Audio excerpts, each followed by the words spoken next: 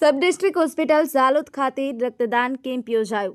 દેશની પ્રવર્તમાન પરિસ્થિતિને ધ્યાને રાખી અને ઝાલોદ તાલુકાના સબ ડિસ્ટ્રિક્ટ હોસ્પિટલ ખાતે માનનીય મુખ્ય જિલ્લા આરોગ્ય અધિકારી શ્રીના માર્ગદર્શન હેઠળ અને તાલુકા હેલ્થ ઓફિસર શ્રીના અધ્યક્ષસ્થાને ઝાયડ્સ મેડિકલ કોલેજ અને હોસ્પિટલની મોબાઈલ ડોનેશન વાનના સહયોગ થકી આ રક્તદાન કેમ્પનું આયોજન કરવામાં આવ્યું હતું। મોટી સંખ્યામાં યુવાનો ઉપસ્થિત રહ્યા હતા। રક્તદાન કેમ્પમાં રક્તદાતાઓ દ્વારા સવારે 10 થી 4 વાગ્યા સુધીમાં કુલ 50 જેટલી બોટલ બ્લડ ડોનેટ કરી અને દેશ પ્રત્યેનો પ્રેમ અને રાષ્ટ્રભક્તિનું ઉદાહરણ પૂરું પાડ્યું હતું।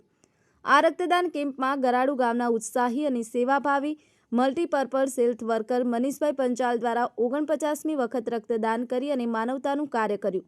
તે જ રીતે ઝાલોદના સામાજિક કાર્યકર રીટાબેન સોલંકી દ્વારા 7મી વખત રક્તદાન કરી અને માનવતાનું કાર્ય કર્યું। આ રક્તદાન કેમ્પમાં તમામ રક્તદાતાઓ ઉત્સાહપૂર્વક રક્તદાન કરી અને રાષ્ટ્રના રક્ષણમાં સહભાગી બન્યા। આ રક્તદાન કેમ્પમાં સબ ડિસ્ટ્રિક્ટ હોસ્પિટલના અધિક્ષક શ્રી ડૉક્ટર પ્રતિમા મહેતા અને taluka health officer doctor Tushar Bhabhor દ્વારા તમામ રક્તદાતાઓને ખૂબ ખૂબ અભિનંદન પાઠવવામાં આવ્યા હતા। Bureau chief Pravin Kalal, Panchmahal Satya news, Dahod.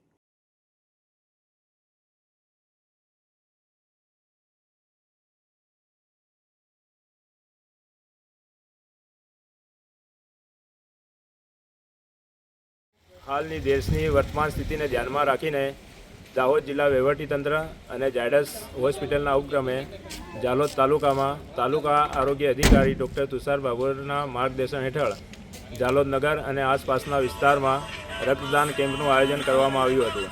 તેમાં ઝાલોદના યુવાનો અને આસપાસના યુવાનોએ ખૂબ જ ઉત્સાહપૂર્વક ભાગ લઈ અને 50 યુનિટ જેટલી બોટલો રક્તદાન કર્યું હતું।